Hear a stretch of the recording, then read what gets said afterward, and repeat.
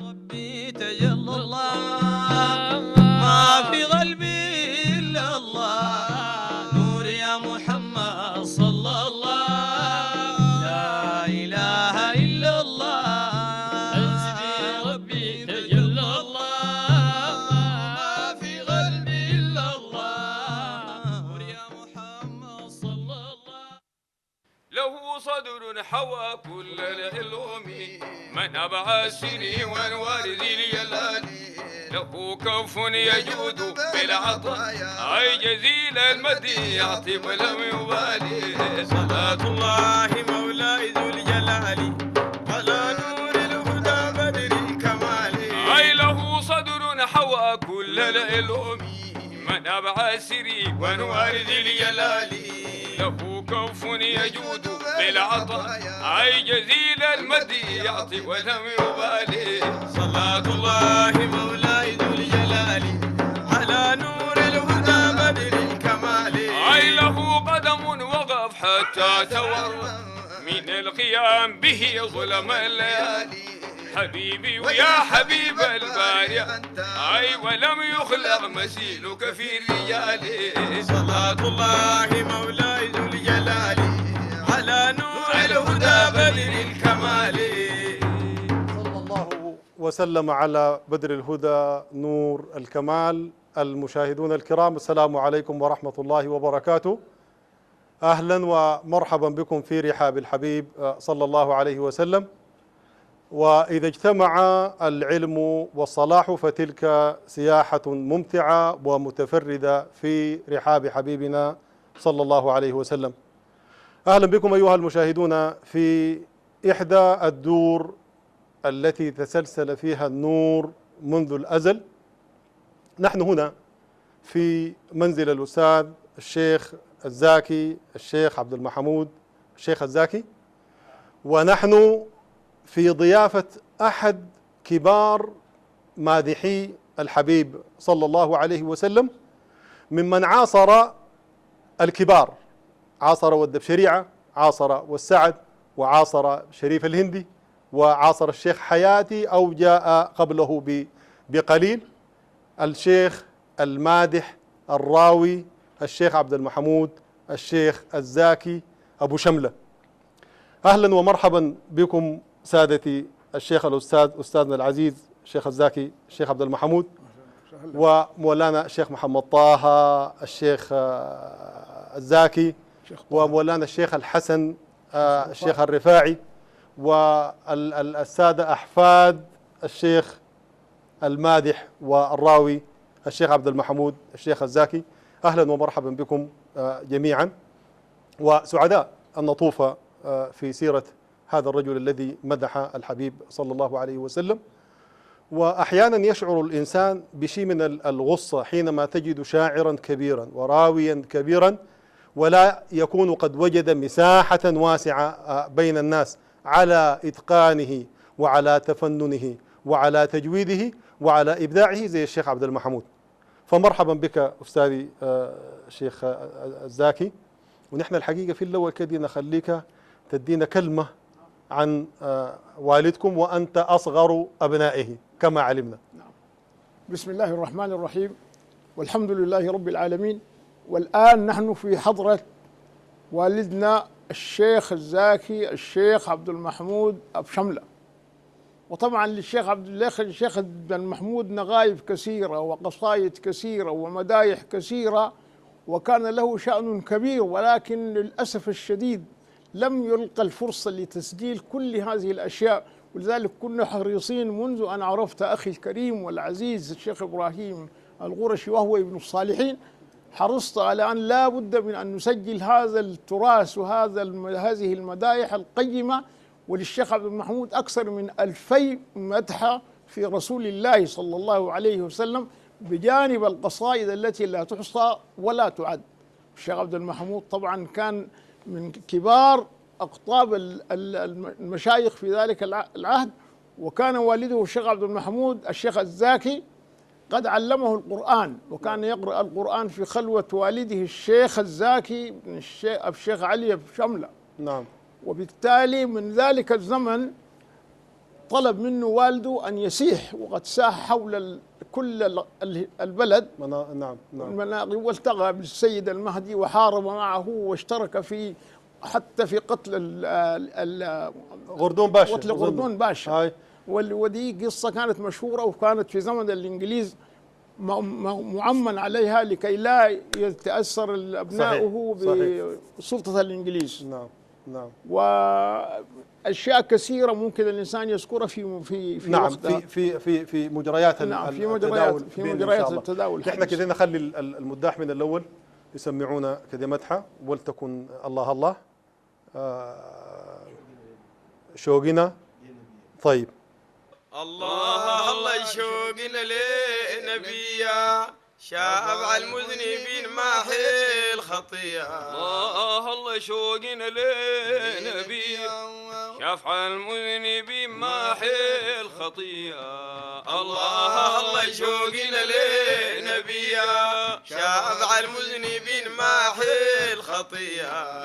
يا خالق الخلق رزق البرية يا مولاي لك رفع يدي هم برضاك يا تواب علي ارحم ضعفي ولطف يا ولي. الله الله شوقنا لنبيا شافع المذنبين ماحي الخطيئة. خالق الخلق رزق البرية يا مولاي لك رفع يدي هم برضاك يا تواب ارحم ضعفي ولطف يا ولي. الله الله شوقنا لنبيا شافع المذنبين ماحي الخطيئة. هيا سند بخيار الهاشمي ساد الرسل ذو الرتبة العلي سعدت أمتك يا أبو رقي حليت العصاة منا الينيا. الله الله شوقنا لنبيا شافع المذنبين ماحي الخطيئة. أي وضعك يا رسول خير البرية أخفى للبدو نورك بهية أتيت من غدر طاهر نقي مكسي بالوقار والنور سوية. الله الله شوقنا لنبيا شافع المذنبين ماحي الخطيئة. لغمتك يا الرسول ربعة وعلي وريحك يا الرسول بالحيل حلي جسمك يا الرسول أبيض نقي فيه الحمر كالإبريس دهية. الله الله شوقنا لنبيا شافع المذنبين ماحي الخطيئة. هيا طيب الأصل والفرع الزكي منسول من كراما أفضلية من نبي إلا صفي الله محفوظ من سفاح الجاهلية. الله الله شوقنا لنبيا شافع المذنبين ماحي الخطيئة. ليلة ذاتك يا الرسول النورانية وخلقك يا الرسول القرآنية اسمك يا الرسول أبيض نقي فيه الحمر كالإبريس دهية.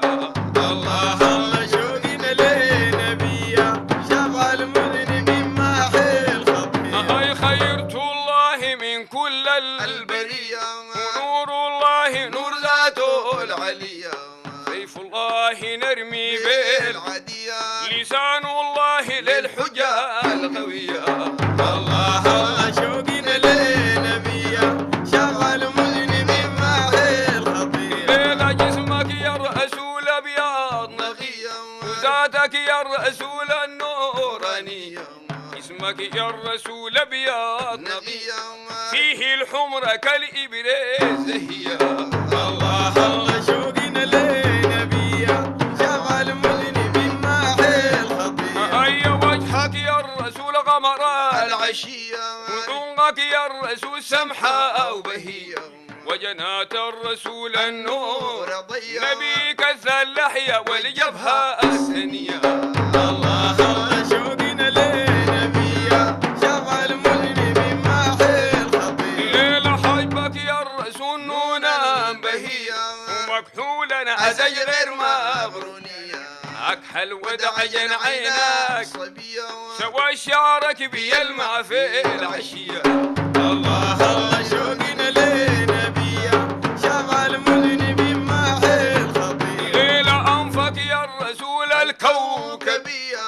شفتك يا الرسول الياقوتية أسنان الرسول اللؤلؤية انبسم الرسول يضوي خطية الله شوقنا لنبيه شفع المذنب محي الخطيه الليلة صدرك يا الرسول علوم مليا وكفك يا الرسول أجواء سخية لسان الرسول فطنا زكيه وناطق بالصواب ما قال خطية الله شوقنا لنبيه شفع المذنب محي الخطيه الليلة أوصاف الرسول سمحة وسنيه فيه الحسن والإحسان سويه حسنه تاه في عقولا زكيه ومثله ما خلق رب البرية الله شوقنا لنبيه شفع المذنب محي الخطيه الليلة أكرم يا الرسول حماد اخيا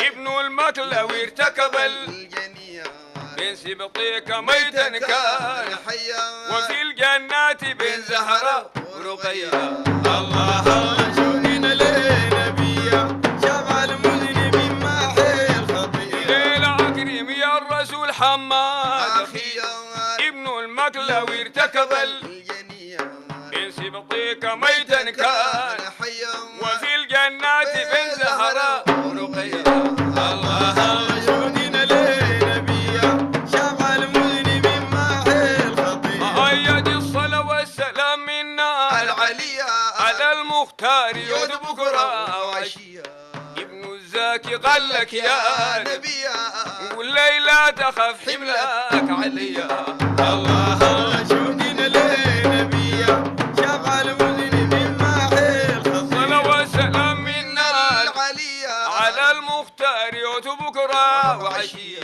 ابن الزاكي قال لك يا نبي نبيا والليلة تخف حملك عليا الله شوقنا لنبيه شفع المذنب محي الخطيه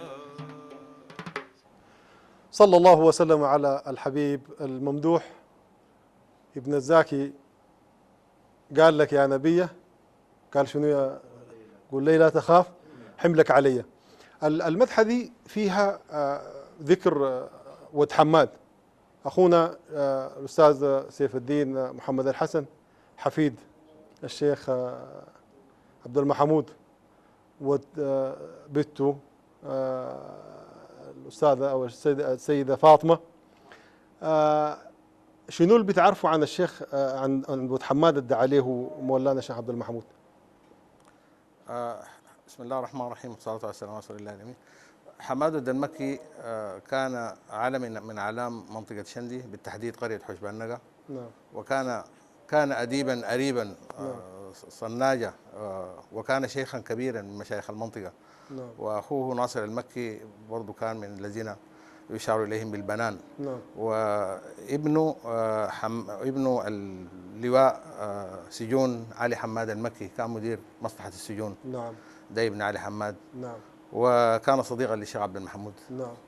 ونحن ما عاصرناه لكنه كان من المشاهير في المنطقة. نعم. وكان الشيخ عبد المحمود يكون له قدرا كبيرا من المحبة. نعم. ولذلك ذكروا في آخر القصيدة ودعا له نعم. هذه الدعوة الطيبة. نسأل نعم. الله يعني أن يجمعنا بهم جميعا في جنات الخلد. آمين. جزاك الله خير. الله يسلمك. مولانا أستاذنا الشيخ الزاكي، ذكر الشيخ حماد ودعاء الشيخ له بنقولنا من منطقة الجزيرة أو من منطقة شرق النيل إلى منطقة الشمال. نعم. وانت لما تقرأ سيرة الشيخ عبد المحمود عليه رحمة الله ورضوانه نعم. بتلقى أسماء كثير من المناطق كلها الشيخ ده ما شاء الله حامى وساح فيها. نعم. وسلك فيها الطريق. يعني نحن الليلة بنسمع السلمة جنبنا في الخرطوم دي، وبعدين الهلالية، ونسمع أبو دليك، ونسمع شندي، ونسمع الدامر، ونسمع النجفة بلد شيخنا الخليفة محمد طه والحصايا. نعم. دامر. فسياحة والدكم الشيخ عبد المحمود وأبنائه وزيجاته في المناطق دي، الرجل كان شيخا وكان مزواجا. أها. 8 زوجات. ما شاء الله. الزوجة الأولى بنت عمه. نعم. اللي هي يعني شمة بنت عمه الشيخ إدريس. نعم. والشيخ إدريس أخو الشيخ الزاكي. نعم. وثاني عنده منها أولاد، ولده الكبير اللي هو الخليفة محمد، نعم. وأول من خلفوا بحياته يعني، نعم. يسمونه بكفة. ايوه الشيخ محمد ابو كفه الشيخ ولد كبير. أي الكفة ولده نعم. الكبير. نعم. وبعده الشيخ الجيلي نعم. اللي هو هسه مدفون في حلفة في ودنبار، ودنبار، أيوة. منطقة نعم. ودنبار. نعم. وبنته عائشة. وبرضه بعدها يجي الشيخ الرفاعي اللي هو طبعا المدفون بجوز المطرق في شندي هنا، وخليفته والد الخليفة حسن. الخليفة حسن. نعم. الشيخ الرفاعي اللي نعم. هو رجل مبروك طبعا، نسأل الله له التوفيق آمين. والصلاح والمزيد آمين. من الصلاح. ووالده ايضا بلا مقاطعه، والده شيخ ماد. الرفاع ايضا كان راويا وكان مادحا وكان مجيدا. راوي وكان مادحا. نعم. نعم. نعم. وباقي اولاده؟ باقي اولاده من زوجته الثانيه بنت الزوجه الثانيه بنت فتر. نعم. بخيت له ابنه اسمها التقى، ويلقب بها الشيخ عبد المحمود بيقول ابو التقى. نعم. وزوجته الثالثه فاطمه بنت محمد صالح، أنجبت له ابنة اسمها خديجة. نعم. والزوجة الرابعة عاجبة بنت إبراهيم أحمد الخليل. نعم. بحلة حمد بحري. في بحري هنا. نعم. نعم. وأنجب منها بنت واحدة اسمها الختمة. نعم. كانت مرة مبروكة ولها باع طويل في الكرم وفي الصلاح وكذا. نعم. وزوجته الخامسة صفية بنت أحمد وجمال الدين بشندي. دي حبوبة أخونا سيف. نعم. وأنجب منها فاطمة بكرو اللي هي حبوبة السيف أم والدته. نعم. وكانت مبروكة جدا يعني، حتى ونحن ما شفناها لكن شفنا والدته. نعم. والزبير أمه منو؟ والزبير هي نفسه أم صفية. طيب. صفية بنت أحمد جمال الدين. وأكيد صفية لازم تسمي الزبير. نعم جعلين. نعم. سمت الزبير. وإمام كان مسجد جامع عبد المنعم، وكان طبعا درس في الخارج برا في دار الحديث. نعم. وجه هنا ويعني أصلح كثير من الناس، وله مؤلفات يعني موجودة يعني كلها في التوحيد وفي الإصلاح وكذا. ثم الدسوقي. الدسوقي هو أخوه شقيقه. نعم. أصغر منه. نعم. وده كان برضو رجل راوي ورجل صالح ورجل باعه طويل، كان في الكرم وفي المدايح وفي كذا، وكان في القضارف. ايوه. ابن الخليفة الحالي اللي هو الهادي بنى لهم ورحلوا هنا في الخرطوم في السلمة. في السلمة جنوب الخرطوم. ايوه. والشيخ الدسوقي توفي هنا في السلمة. نعم. نعم. نعم. ولكن يعني بعد كده قام بأمر جميع، أمر بطبع كل المؤلفات الشيخ عبد المحمود. الله يجزيه خير. الشيخ الدسوقي أمر الهادي ابنه بطبع كلها، جمعها وطبعها. جميل. إن شاء الله ربنا يوفقهم على جمعها وعلى طبعها. الشيء اللي انطبع هو فقط المولد اللي هو وسيرة بسيطة عن حياته. أما نعم. المدايح فتحت الطبع إن شاء الله ربنا يعينهم. أكثر من 2000 مدحة. إن شاء الله ربنا يعينهم ويوفقهم على جمعها إن شاء الله. نعم. المداح كمان لو ودونا حاجة شوية كمان ونرجع نواصل في هذه السيرة المباركة. يا قلبي صل يا لساني به وسل دائما، صل سلم غير كسل بحضور يا قلبي صل يا لساني به وسل دائما، صل سلم غير كسل. اي مولاي عبدك سأل جاني ذنب كسل دائما، بنبيك يتوسل هو بنبيك يتوسل. اي اعطيه ما سال يخضر بعد المحل دائما، صل سلم غير كسل بحضور يا قلبي صل يا لساني به وسل دائما، صل سلم غير كسل. يا قلبي من الكسل انهض في الله سراجيا، ما خاب من سأل ما خاب من سأل. اي معلوم ان الكسل لم يطعم العسل دائما، صل سلم غير كسل بحضور يا قلبي صل يا لساني به وسل دائما، صل صل سلم غير كسل هيا معطي المسال الإيد يقع شلل عاجلا أوصل ذاك المحل هيا ونوصل ذاك المحل أيوة مسوس شبك ومقلل وانظر نور والشعل دائما صل سلم غير كسل بحضور يا قلبي صل يا لساني بيه وسل دائما صل سلم غير كسل النبي في الغامة معتدل بين الغامتين سد القائما لله لله دل هو لله لله دل هيا ميزان العدل ما بيك راح وضل دائما صل سلم غير كسل بحضور يا قلبي صل يا لساني بيه وسل دائما صل سلم غير كسل هيا وسم غدرك يا لاجل ونما فضلك ما سجل عاقبا وعلى الرسل أفضل هو وعلى الرسل أفضل نبي أعلاهم في المحل كالأرض من زحل دائما صل سلم غير كسل بحضور يا قلبي صل يا لساني بيه وسل دائما صل سلم غير كسل نبي معدوما في المسل نبي وريق بيشفي إلى الحال أن من ذاك بيض النحل هو من ذاك بيض النحل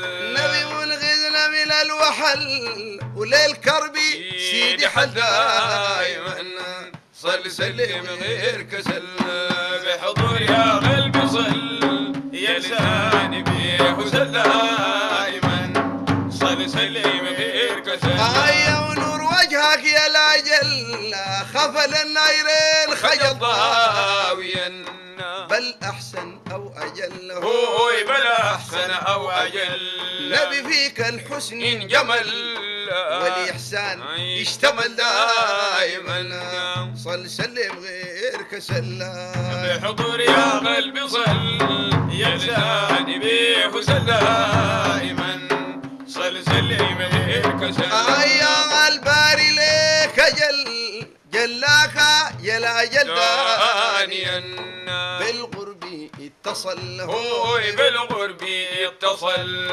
كسواد بيض المقل أو أدنى أو أقل دائما صل سلم غير كسل بحضور يا قلبي صل يا لساني بيه وسل دائما صل سلم غير كسل لما للبابك ما انقفل للطالب والسعر ساهلا ما خاب فيك أمل هو ما خاب فيك أمل نبي يا مركز الحمل دينك غير عمل دائما صل سلم غير كسل بحضور يا قلبي صل يا لساني بيه وسل دائما صل سلم غير كسل لما للبابك ما انقفل للطالب والسعل ساهلا ما خاب فيك أمل هو ما خاب فيك أمل يا مركز الحمل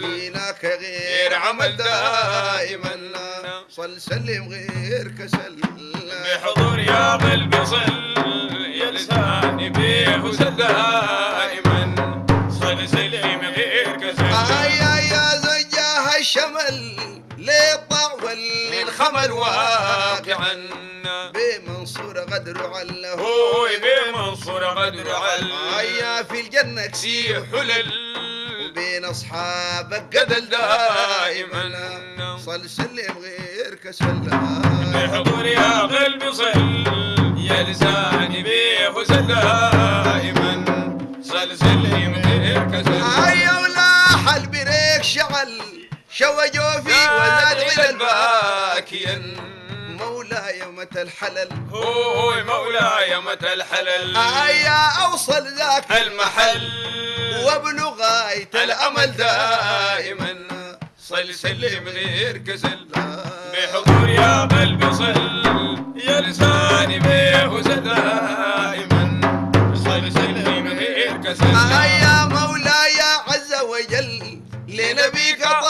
حصل دائما بارك زيد قدر عل هو بارك زيد قدر عل يا ابن الزاكي يصل حضرات هلال وسل دائما صل سلم غير كسلام بحضور يا قلبي صل يا لساني بيه وسل دائما صل سلم غير كسل ليلة مولاي عز وجل لنبيك طه صل دائما بارك زيد قدر عل هو بارك زيد قدر عل يا ابن زاكي يصل حضرات أهلا وسل دائما صل سلم غير كسلام بحضور يا قلبي صل يا لساني بيه وسل دائما صل سلم غير كسل وسلم على الحبيب الممدوح. المشاهدون الكرام، نحن ذكرنا أن الشيخ عبد المحمود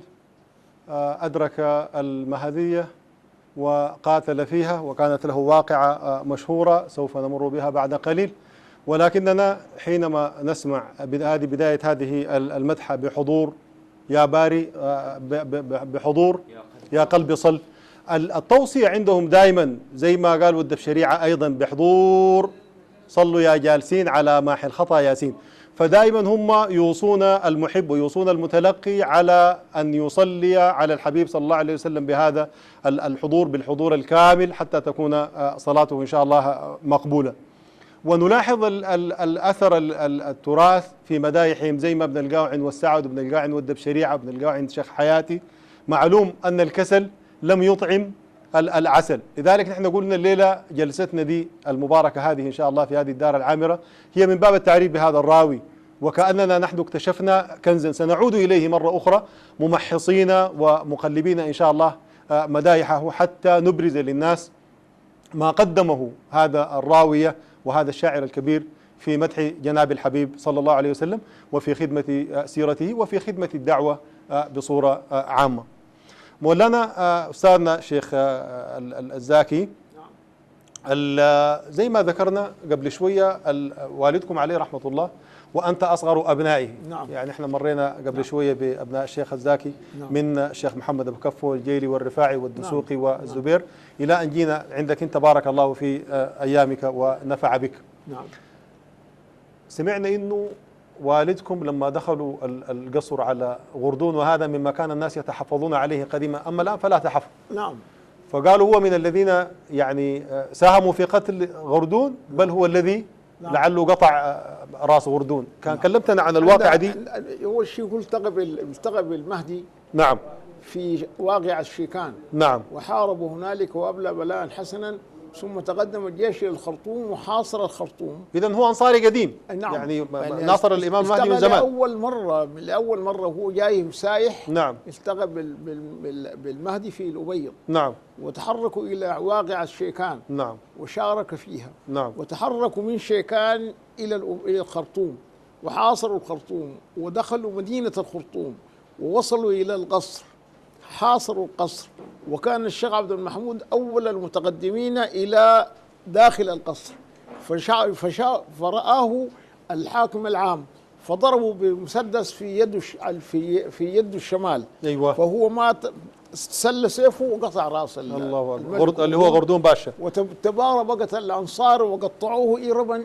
نعم نعم. وكان المهدي يريده حيا لكي يفدي به عرابي. نعم، عرابي باشا. نعم. نعم. عرابي نعم. باشا. بارك الله فيك. وكانت هذه الواقعة. نعم. الشيخ عبد المحمود عليه رحمة الله لعله ولد في سنة 1857 ميلادي. نعم. وكانت وفاته سنة كم يا ربي؟ 1929. نعم.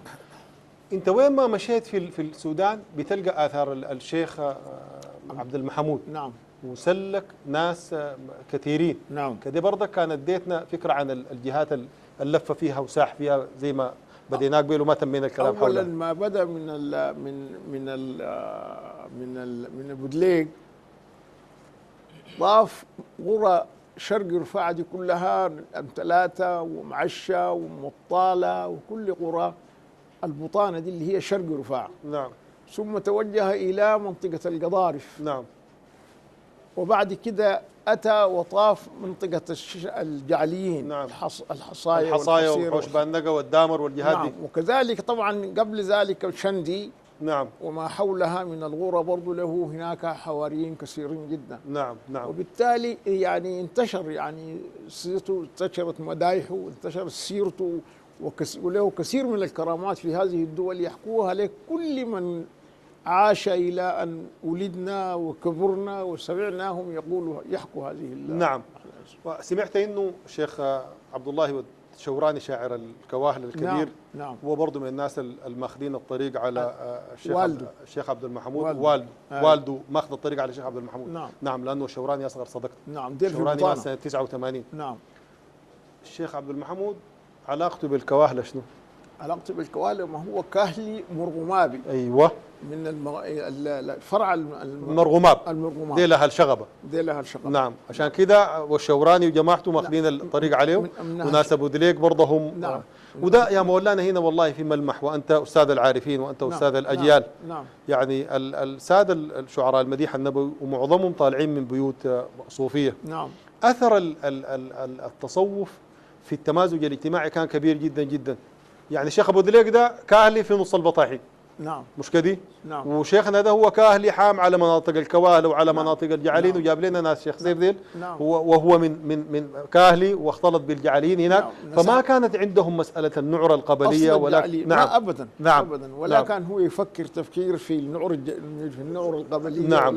وإنما كان رجل سايح لله ويلتقي بكل من يعرف في الله. نعم. وبالتالي كانت زيجاته وصل 8 زوجات. نعم. وأخذ فيها في القبائل، يعني تزوج من قبيلة الشكرية. من الشكرية نعم. وزوجة ولكن لم ينجب منها. يرزق منها. نعم.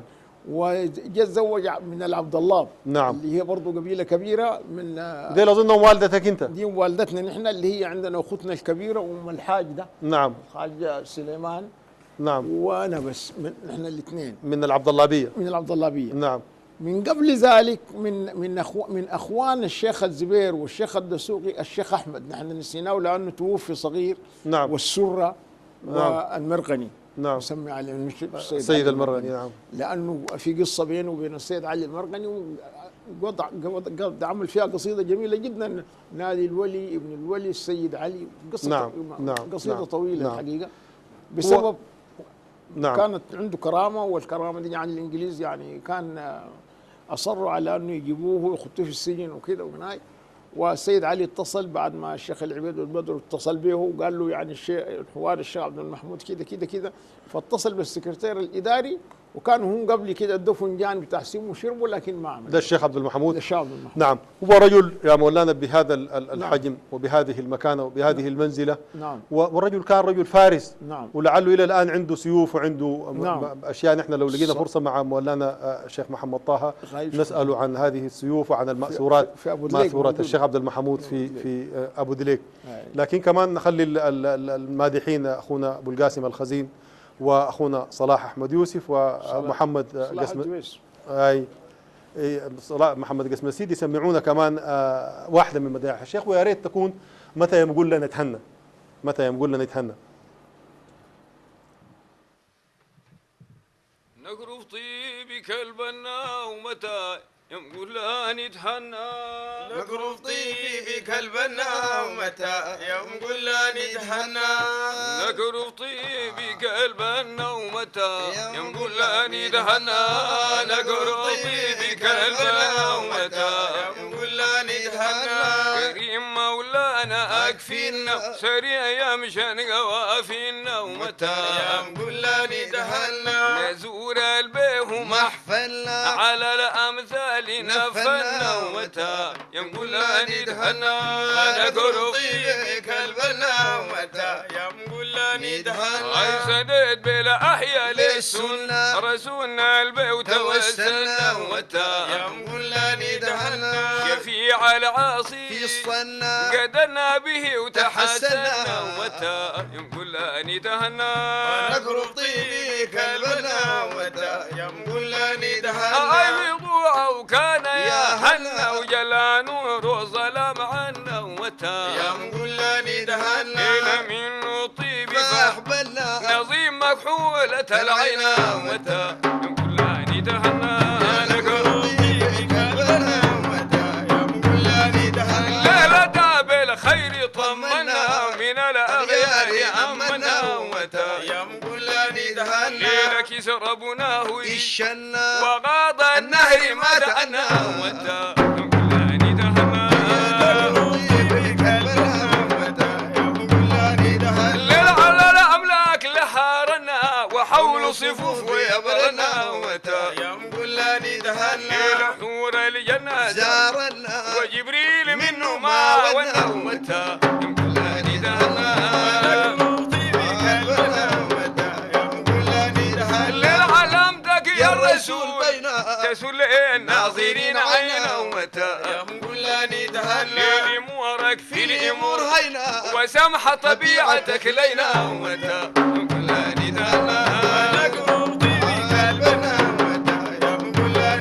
للوحوش الصيبية الفنا جزء من فرقنا حنا وتا نخيل سلمان سريش السمر ويتحنى وتا مقولاني دهنا اي وحوش الصيبية الفنا جزء من فرقنا حنا وتا اي نخيل سلمان سريش الثمر ويتحنى وتا مقولاني دهنا عيدا الايقات جابنا سحفي الحر ظلنا وتا جيت بقربو تشيفي ورايحة الجنة وتا مقولاني دهنا اي صحابة الغرية سيوف هديمة من سنة وتا ليلة سايمر واحد لقى الكفار تتمنى وتا مقولاني دهنا أنا زين من طيبة وشوقا كاد غبنا وتا ليلة ضان اللي هو رسولنا الحب هبنا وتا مقولاني دهنا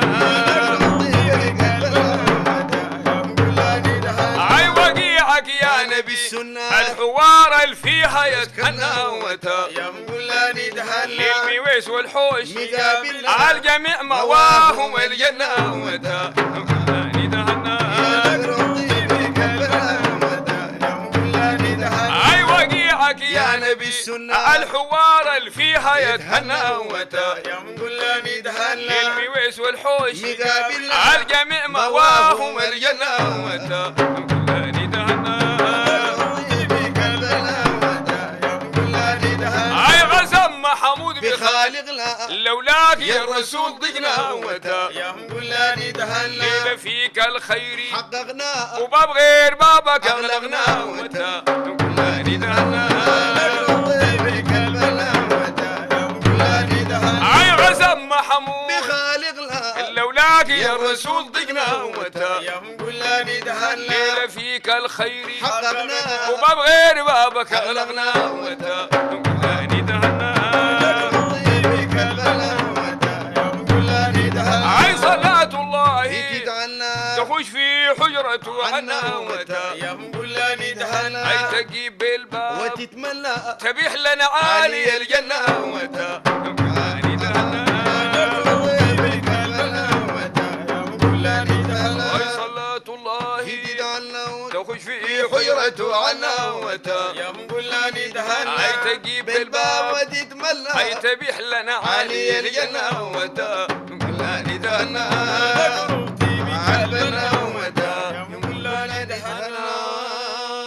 بارك الله فيكم. قلتم وأحسنتم تقيف بالباب وتتأنى. وإن شاء الله تجعل الجنة من قسمة الجميع ومن قسمة المشاهدين إن شاء الله. قسم محمود بخالقنا لولاك يا الرسول ضقنا وفيك الخير حققنا وباب غير بابك أغلقنا. توحيد عظيم لله سبحانه وتعالى. وفيها قصة الميلاد من أوله أتى بالخير طمنا ومن الأغيار أمنا كسر بناه يتشنى وغاض النهر ما تأنى حالا النهر غاض. وده اللي بيخلينا نحن نرجع في مرة ثانية إن شاء الله لهذه المدايح نغربلها ونخرج منها هذه الدرر وهذه الروابط بينه وبين يعني ما ورد عن سيرة الحبيب صلى الله عليه وسلم. برضو ذكر هنا الحوار والحوش والمويس. ما بعرف المناطق دي يمكن نحن شوية. حشبان نقر. الحوش حشبان نقر والمويس برضها قريبة منها. المويس يمكن. مش كده؟ مولانا الشيخ سيف لو اديتنا فكرة عنها شوية. جدا. هو يعني يمكن زي ما ذكر ابونا الشيخ الزاكي، نعم الشيخ عبد المحمود معظم زياته في الصالحين، نعم يعني اللي اتكلم عنها حفيدة الشيخ حمد الدمريوم ومحبوبتنا ختمة دي. نعم حفيدة الشيخ حمد الدمريوم نعم هناك في شندي يتزوج عند الرازقية، جميل. يعني زهربي صفية بن جمال الدين دي جدها الشيخ بانقة، ايوه ود الشيخ صالح جبل اللقمة، نعم ود الشيخ بانقة ود الشيخ عبد الرازق بورون حديد، وحبوبتها فاطمة بنت المكنمر، ودي نعم. كلها سلسلة بتاع الصالحين. أكيد. العبد الله برضه جدهم الشيخ عجيب المنجولف. ما في كلام. شايف ففي منطقة حوش بانقة قبل ما الناس يجوا لحوش بانقة كانوا ساكنين على البحر في قرية في حتة اسمها الحوارة. نعم شايف الحوارة يعني تبعد منها مسافة صغيرة جدا جنوب شرق المويس المويس ايوه وجنوب غرب حوش بانقة. نعم ولما حصل زي الطاعون الشهير في فترة من الفترات كان مسك منطقة الزيدة ومنطقة الحوارة. نعم انتقلوا الناس من الحوارة لحوش بانقة. نعم فالشيخ عبد المحمود طبعا دي هو مناطق نسابته ديل واهله وعاش فيهن. نعم فذكرهم في المدايح دي واتمنى لهم انه يعني الدعوه الطيبه هو دي. طبعا كعادة الرواة والمادحين. ايوه هي ما انسى انه الحواره كانت الشيخ العبيد والبدر برضه نشا في الحواره اي وترعرع في الحواره وبعد ما نفحت وقامت ويجي هنا. عشان كده تلاحظ انت برضو الحصاه هنا في قريبه من نضوبان والحصاه في الشمال. الاسماء دي دائما بتكون في اسباب لتكرارها في المناطق دي. صحيح. ده الحقيقه الكلام جميل. ومولانا الشيخ الزاكي تفضل. اضيف لك حاجه بسيطه انه يعني صداقه الشيخ عبد المحمود بالشريف يوسف الهندي نعم جاء تزوج برضه من المنطقه دي، يتزوج ام النصر بنت بانقة. نعم الشريف يوسف الهندي يتزوج من النصر بنت بانقة. نعم. كان الحقيقه دار يعادلوا يزوجوا نعم. اخذ زوجته. نعم لكن لقاها مشت زوجوا يعني قريبته اللي هي محبوبتنا ام النصر بنت بانقة. نعم. ما ولد منها الشريف يوسف الهندي. نعم. فكل الصالحين دي كانوا في منطقه الحوار وحوش بانقة وشندي. جزاك الله خير. هو الرجل ده بيضاعف علينا الحقيقه المسؤوليه نعم. في ان نجمع سيره هذا الرجل. يعني الزواج في هذه البيوت الكبيره ما كان بيتم لكل انسان، لابد ان يكون انسانا كبيرا في قدره بعدين يجي يناسب الناس دي. والرجل طبعا كان شجاعا وكان فارسا وكان مادحا. الزوجة الأخيرة كانت حفيدة المكنمر. نعم شندي. نعم لذلك اسمها آمنة بنت محمد بن الحسن. علاقة الشيخ عبد المحمود عليه رحمة الله ورضوانه بالمشايخ ديل، وكنت أتوقع أن تكون هنالك علاقة بينه وبين الشريف زي ما تفضلت أنت وذكرت، لأني لمست أيضا في تشابه كثير بين الرجلين في روايتهم للمديح وفي مفردات المديح عندهم. نحن هسه كده ناخذ هيا قموبنا للرسول طه اللي دي بتشبه واحدة من مدايح الشريف اللي هي اللهم صل على سيدنا محمد والسلام تكرار للنبي الساري، صلي يا باري والسلام تكرار للنبي الساري. الرواية حقتهم الكلمات اللي فيها عنده هناك كمان مدحة الصحابة في الجهاد ثابتين، برضك تجي تلقى الشريف عنده أهل البيعة الأتقياء الأحرار مرات يمكن يغيروا بس واحد فيهم يغير الكلمة في القافية تماما، البيت هو البيت. نعم بارك الله فيك. فكده لو سمعنا هيا قموبنا دي ونواصل كلامنا إن شاء الله. الرسول طه الحادي لثوبنا هيا قومنا للرسول طه الحادي لثوبنا هيا منك مطلوبنا منك مطلوبنا يا كريم تقواك جل مرغوبنا هني مشروبنا هني مشروبنا يا نور هناك يا يدخل جوا في قلوبنا هيا قومنا للرسول طه نحادي لثوبنا قد خلي أخذوا ابنا خلي أخذوبنا في مدينة الماحي نمحل ذنوبنا كون محبوب النبي كونه محبوبنا أي حب داخل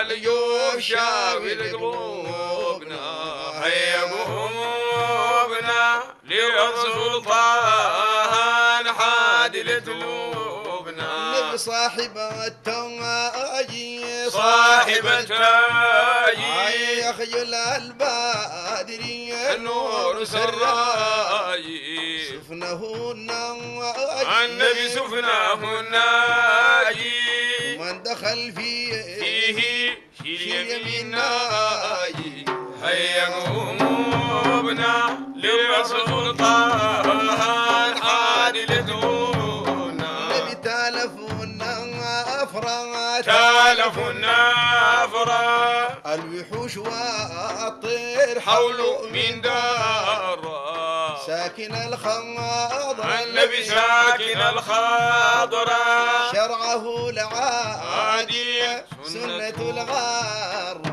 هيا قلوبنا لرسول طه حادي قلوبنا ليل الغمام ظل الغمام ظل في الحجير يا ناس الوحيد دل ربنا جل ربنا جل والملائكة أيود للرسول صلى هيا قلوبنا للرسول طه نحادي قلوبنا النبي والد الزهراء به عطفنا دنيا والأخرى في حولكم وبرا هيا في حول كبرى سادتي الصيف سبطين من عذابنا برا هيا قلوبنا للرسول طه نحادي قلوبنا ليل البريق رفا البريق رفا والمحبي الحيل جمع ما جافا قصده هيا والله الوقفة الرسول الله وغربه يتوافى هيا قلوبنا لرسول طه نحادي قلوبنا يا قاصد العرفة قاصد العرفة ابن الزاكي إذاك ساكن النشفى أرزق العرفة أرزق العفة واقصد بالنور لف بولا بولافة هيا قلوبنا لرسول طه نحادي قلوبنا كذي كرة الألفة كرة ألفا الصلاة وتسليم تمشي مترادفة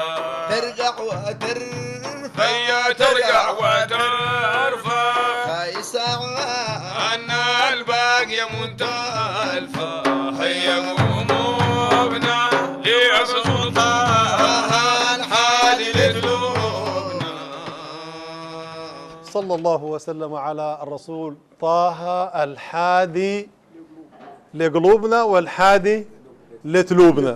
حادي لقلوبنا هادينا صلى الله عليه وسلم، وحادي لتلوبنا كأنه هو في مقدمة الركب ونحن من ورائه نسير على دربه صلى الله عليه وسلم. والمدح الحقيقة جميلة، من المدايح اللي بتستحق وقفة. سفنه الناجي من دخل فيه شل يمين ناجي. مرات البديح شوية لما يكون المداح يقوله ما بكون واضح، لكن الناس لو فصلوه شوية شوية بكون واصل للناس. بعدين البريق رفة والمحب الحيل دمعه ما جفة، قصده الوقفة عند رسول الله قربه يتوفى داير الجوار. ده اللي هو ساكن النجفة بلد مولانا الشيخ محمد طه، قال قاصد العرفة ابن زاكي ذاك ساكن النجفة أرزقوا العفة وكسوا زين بالنور لفوا بيو لفة. دي دعوة الحقيقة دعوة نفيسة، وهذا شعر نفيس يا مولانا الشيخ الزاكي، تصويري وتصوير بديع، ويحتاج إلى وقفات ويحتاج إلى دراسة إن شاء الله متأنية. نسأل الله سبحانه وتعالى أن يبارك في أيامكم ويبارك في أيام الحضور. ونحن بنعتبر الجلسة دي عندكم هي عربون للبداية الجادة إن شاء الله إن شاء الله في تقليب ديوان الشيخ عبد المحمود الشيخ الزاكي أبو شملة. لو قلت لنا كلمة كده ختمت لنا بها لقائنا ده إن شاء الله.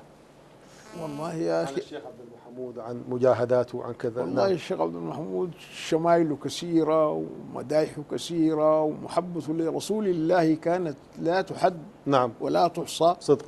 وكان محب لكل الصالحين. نعم. زي ما قال لك ابننا السيف، ارتبط في زيجاته كلها بالصالحين، ما في شك. اللي هم في 8 اماكن الصالحين، وحتى فائده المكنمري زي ما الصالحين الملوك والناس نعم، أهل الملوك الجاه وأهل السلطان نعم، وأهل الفراسة، والرجل نعم. كان فارس طبعا. نعم. نعم. وكان زي ما قلت لك يعني كان يعني محب للرسول كان عليه أفضل الصلاة والسلام.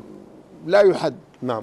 وكان يعني كثير من المرات لما نمشي للحج مع والده الشيخ نعم. الزاكي هناك، وجد الناس بيمدحوا المولد، يقروا المولد البرزنجي. نعم. نعم. فقال لي يعني مسك بشبك الرسول وبكى، بكى شديد، وقال يعني يا أسألك يا الله يا رسول الله أن تيسر لي عند الله أن أقرأ مع هؤلاء القوم لوحا واحدا. نعم. فقال في مساء ذلك اليوم نعم. شاف الرسول عليه الصلاة والسلام، بقول له يا عبد المحمود، يعني يا سيدي يا رسول، قلت يا سيدي يا رسول الله، تجاه النجاة بجاه عظمتك عند الله أن تفتح لي ذهني وقلبي كي أقرأ لوحا مع هؤلاء الجماعة. نعم. ثم ذهبت إلى منزلي فنمت حتى رأيت النبي صلى الله عليه وسلم فقال لي يا عبد المحمود. نعم. فقلت لبيك سعديك يا رسول الله. نعم. فقال لي ألف مولدا وسمه فتح الودود. نعم. تأليف عبد المحمود. نعم. فقلت لا أستطيع لأني لم أقرأ اللغة العربية. نعم. فقال لا قال الأمر صدر نعم. من الله بذلك، نعم. ما عليك إلا أن الاتباع الأوامر. نعم. فبعد ذلك ألف هذا نعم. وبعد ذلك ألف نعم. هذا المولد يعني بالكامل، وهو موجود ومسجل. يعني يمكن الزمن شوية أخذنا أيها المشاهدون الكرام، والكلام عن المولد ده والكلام حول مؤلفات الشيخ عبد المحمود كلام يطول. هو عنده المولد، عنده صلاة المسبعة، وعنده ديوان المديح النبوي، وعنده ديوان المديح في القوم. ده كله إن شاء الله نحن نعدكم بأن نتعرض له فيما بعد، مع تقليب في سيرة هذا الشاعر والراوية والمادح لحبيبنا صلى الله عليه وسلم. نحن في ختام هذا اللقاء نشكر أستاذنا الشيخ الزاكي الشيخ عبد المحمود على هذه الاستضافة الطيبة في داره هنا بحي الرياض في الخرطوم، ونشكر الأستاذ سيف ومولانا الشيخ محمد طه ومولانا الشيخ محمد حسن والمادحين والأخوان أحفاد الشيخ عبد المحمود، سائلين الله سبحانه وتعالى يجمعنا بهم إن شاء الله في سانحة أطول وأفضل. وإلى ذلك الوقت نترككم في رعاية الله وحفظه، والسلام عليكم ورحمة الله وبركاته.